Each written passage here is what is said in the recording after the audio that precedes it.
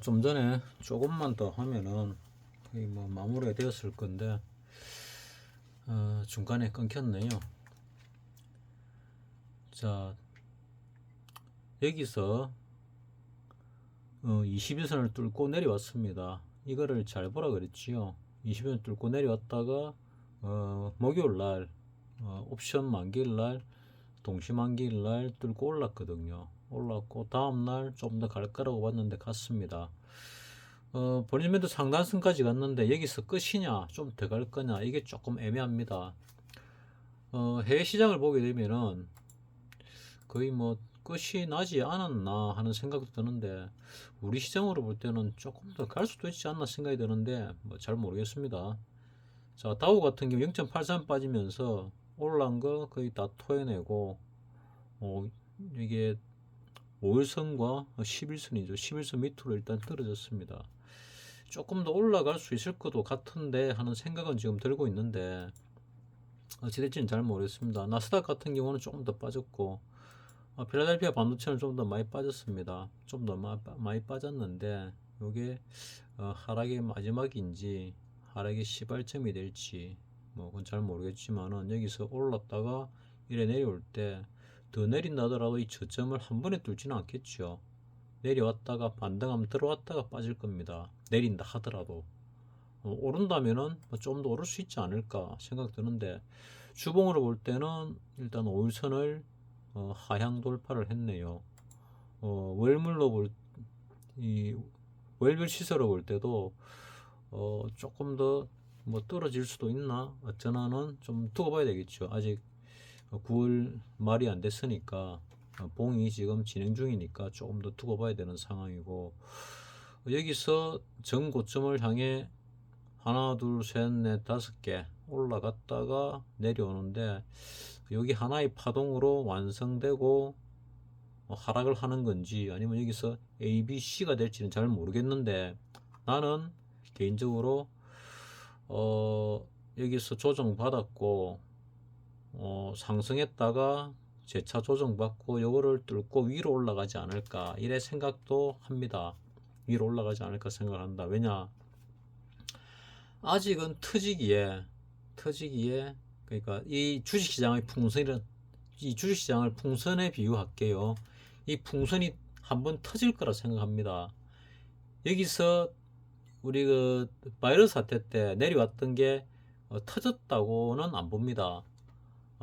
터지기 전에 예비 동작을 취했다가 위쪽으로 올렸고 올리면서 조정을 한번 받았죠. 받고 재차 지금 올라가고 있는데 그 올라갔을 때 충분히 터질 만큼의 화폐를 발행했습니다. 미국도 했고 전 세계적으로 무지 많은 화폐를 발행했는데 그 화폐가 다 어디로 갔을까? 누군가가 받아줬으니 갔습니다. 누가 어떻게 뭐로 받았을까 생각하는데 그 상당 부분을 암호화폐로 받지 않았을까? 뭐 비트코인을 비롯한 암호화폐가 많이 생겼죠. 그 암호화폐로 받지 않았을까? 이런 생각도 해봅니다. 그래서 어, 굉장히 강한 인플레이션이 일어나야 되는데 많은 화폐 발행으로 인해서 근데 그 화폐 발행으로 인한 인플레이션을 상당 부분 완충작용을 암호화폐가 하지 않았을까 하는 추정도 해봅니다.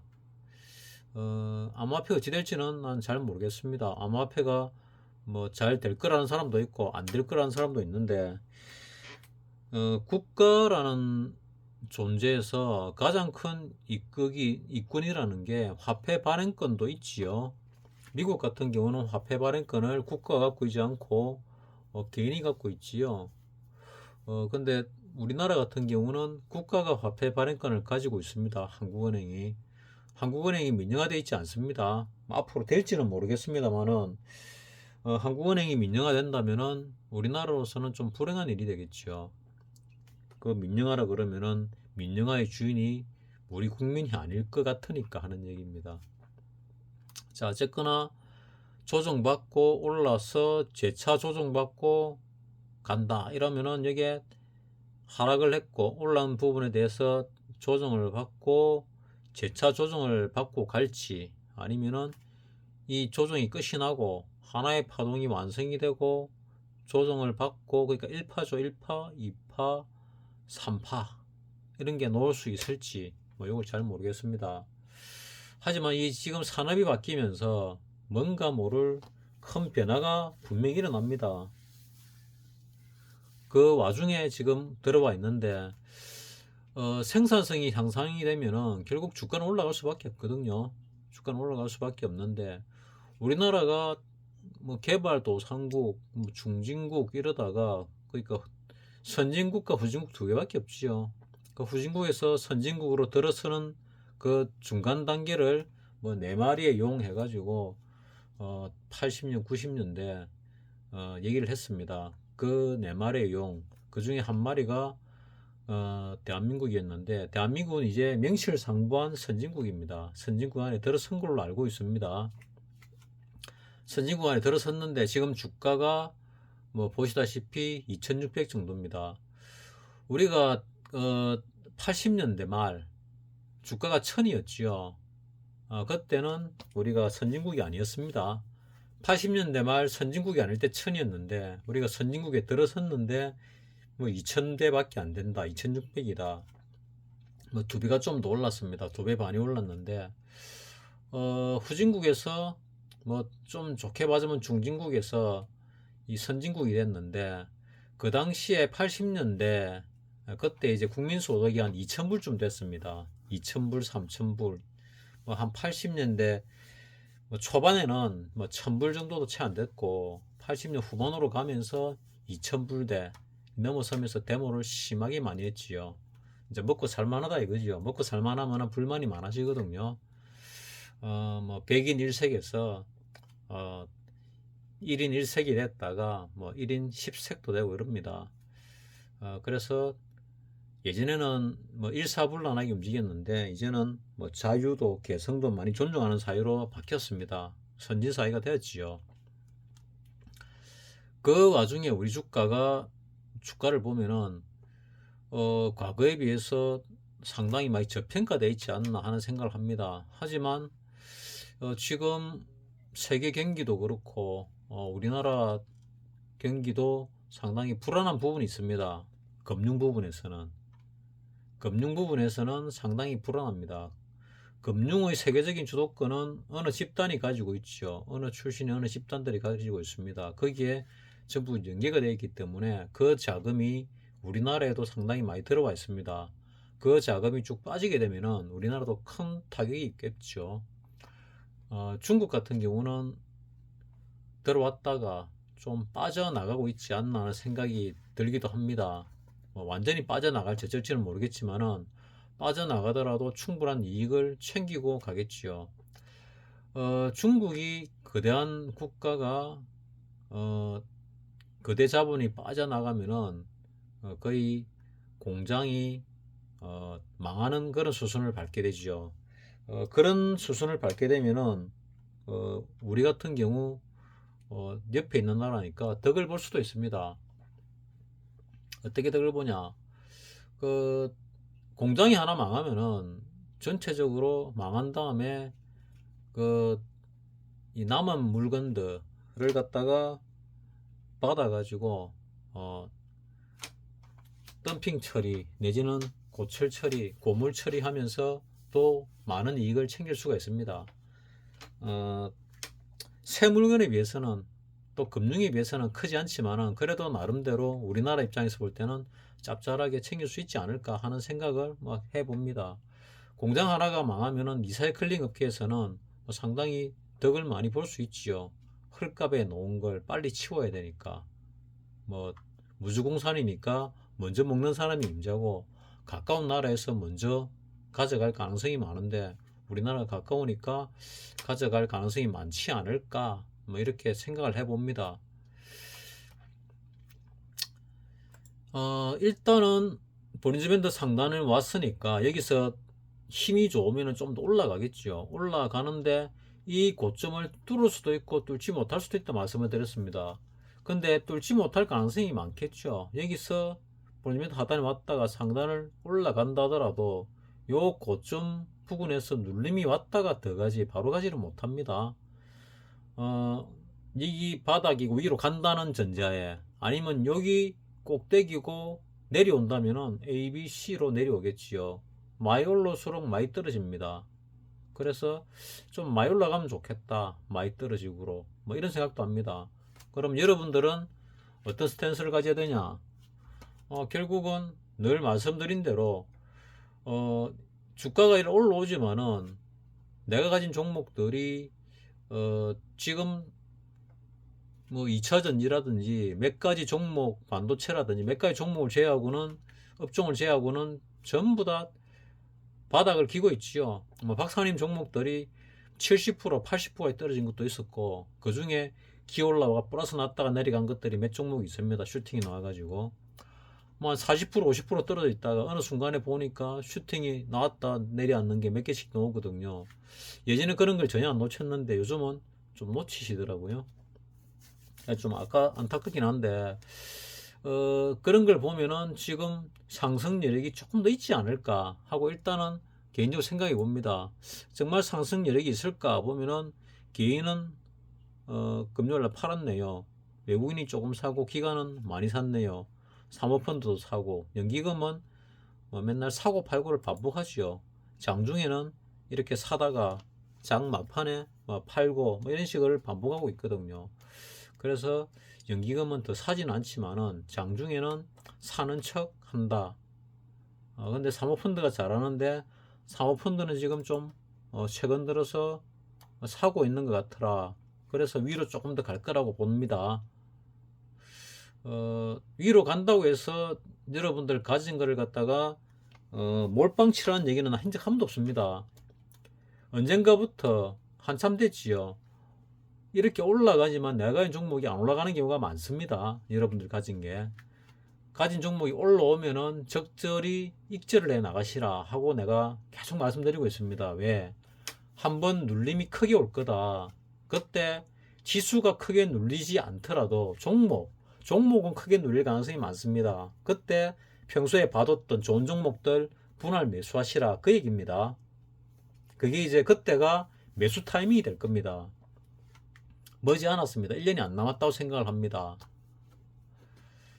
그리고 지금 전쟁이 길어지게 되면은 어떤 양상이 될지 모르는데 뭐 3차 대전으로 세계대전으로 확산이 될지 어쩔지는 잘 모르겠지만은 미국이 뭐 1, 2년 전에 다전장 동시전투 개념을 갖고 나왔거든요. 국방부 쪽에서 미국 국방부 쪽에서 그 다전장 동시전투 그러니까 전장을 여러 개를 가지겠다. 지금 우크라이나 하나밖에 없죠.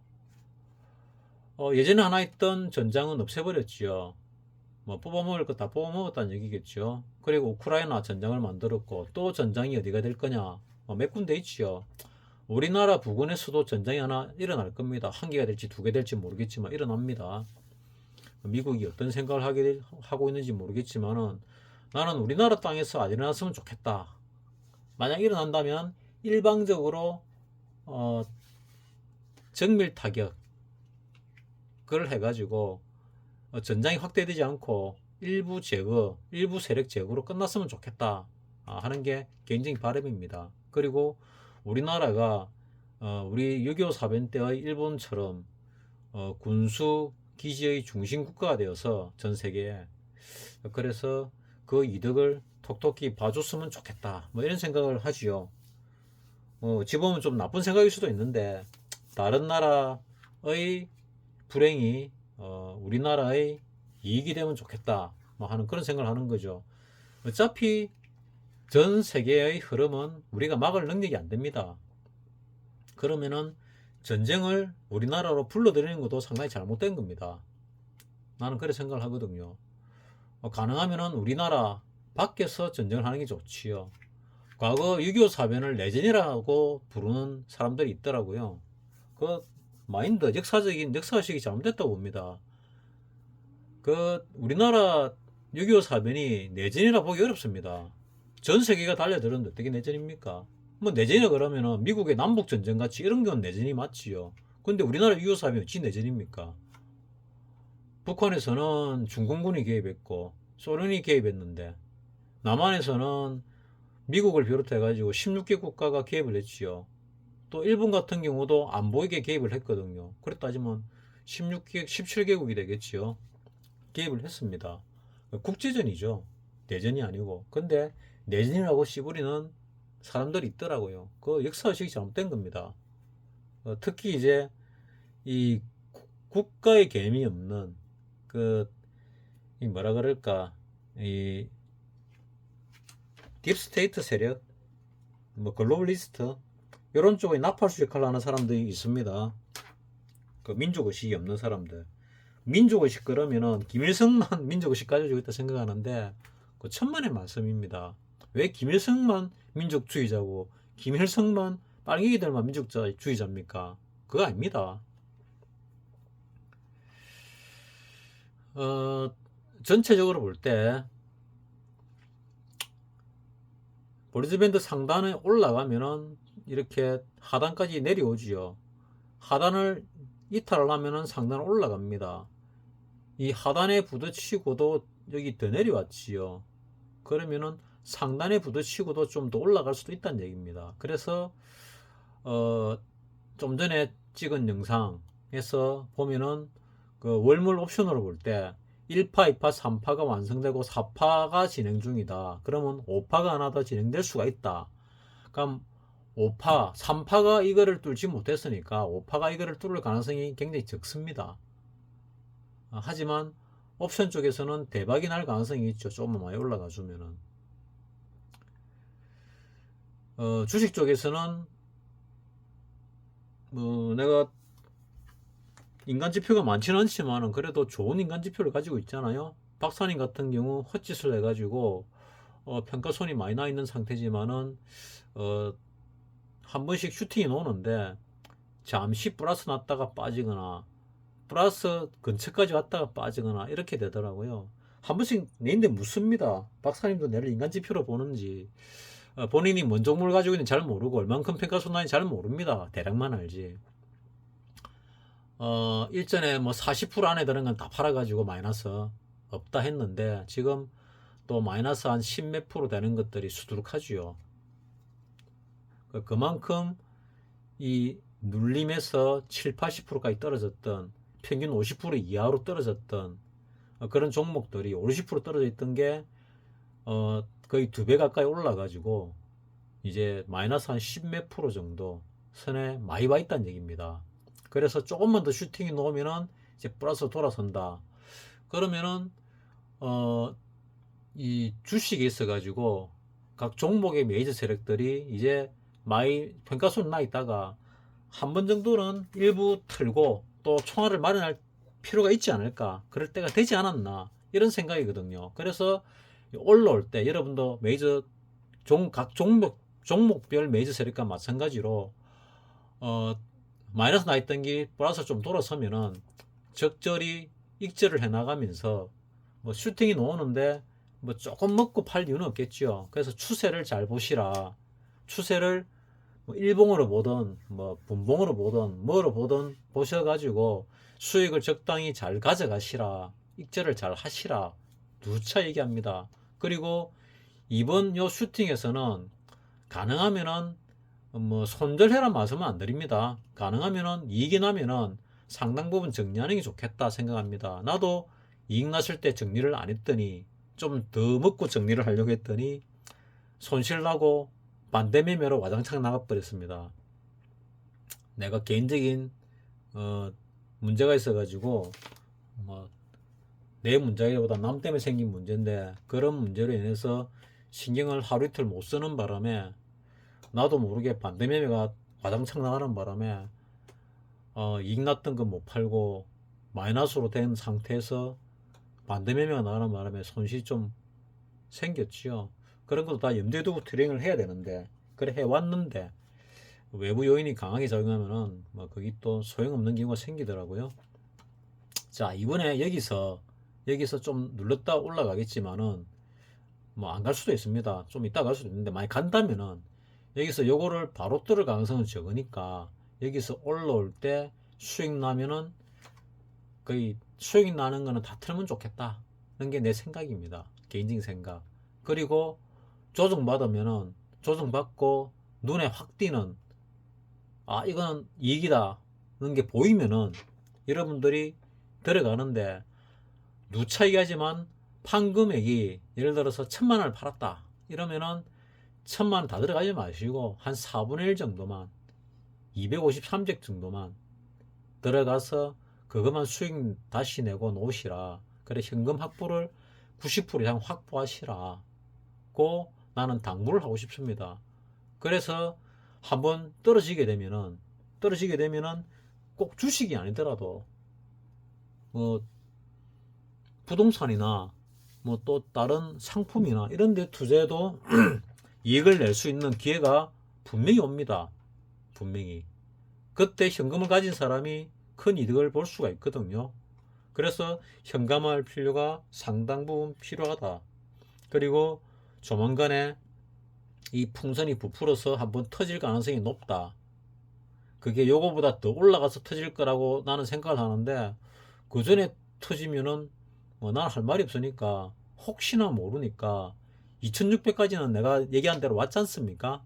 왔으니까 이때 정리 못한 거 다시 올라서 정리할 기회를 주면은 정리를 하시라 이거죠. 더 올라간다고 너무 아쉬워하지 마라. 올라갔다 한들 다시 내려와서 살 수 있는 기회를 줍니다. 기회를 주니까 너무 안타까워할 필요가 없습니다.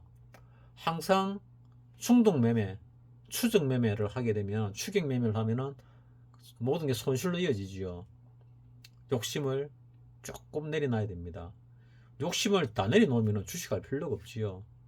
돈 벌고자 하는 욕구는 있으니까 그 욕구를 충족하는 데 있어서 다른 개미들과 같이 행보를 하는 거는 메이저 세력에게 내 돈 다 가져가라 하는 거와 똑같은 얘기거든요. 그래서 자기 주관을 정확하게 가지고 시장을 정확하게 보면서 매매를 해야 되겠다 하는 얘기입니다. 자, 여기서 요 사이로 올라올 가능성이 많은데 요 사이로 올라오지만은 2차전지 뭐 초전도체 이런 것들이 조정을 좀 받아주면은 물려있던 종목들이 수익으로 돌아설 가능성이 많다. 그러면 수익 내고 트시는 게 좋겠다. 그리고 2차전지 초전도체 반도체 기타 테마 종목들이 순환을 하면서 올라가는 게 또 이익이 보는 이익 구간이 눈에 딱 보이면은 그거는 정확하게 들어가시는데 가능하면은 조금만 들어가시라. 만약에 물리면은 긴 시간 물릴 가능성이 많거든요. 그래서 드리는 말씀입니다. 긴 시간 물리는데 내가 현금을 많이 가지고 있으면은 살깎기를 내 가지고 수익 내고 손실 부분을 일부 청산하면서 이익을 내가면서 다 청산할 수 있거든요. 하지만 현금을 많이 가지고 있지 않고 물린 게 많게 되면은 지금 같은 경우는 하락을 하게 되면은 그렇게 안 될 가능성이 많습니다. 하락을 할 때도 돈 벌 수 있거든요. 그 저기 우리 바이러스 사태 때 하락할 때 박사님 많이 벌었습니다. 코테다다카시의 이객 과대 기법을 사용하면은 벌 수 있는 기회가 오거든요. 여러분들 실력이면은 몰빵을 하면 못 벌지만은 일부 자금을 가지고 분할 매수하면 아마 내 영상을 시청하는 분들은 대부분 그 정도 실력은 될 거라고 생각을 합니다. 또 그런 상황이 오게 되면은 그 기법에 대해서 한 번 더 알려드릴 수도 있겠지요. 박사님이 해 주실지는 모르겠지만 박사님은 당분간은 잘 안 나타날 가능성이 많습니다. 와신 상담이 끝나야 나타날 수 있는 상황이니까 조금 더 기다려야 되고 그동안에 내가 대신해서 알려드리도록 하겠습니다. 자, 요 정도 같으면은 이 지금 시점에서 흐름을 갖다가 나름대로 짚었다.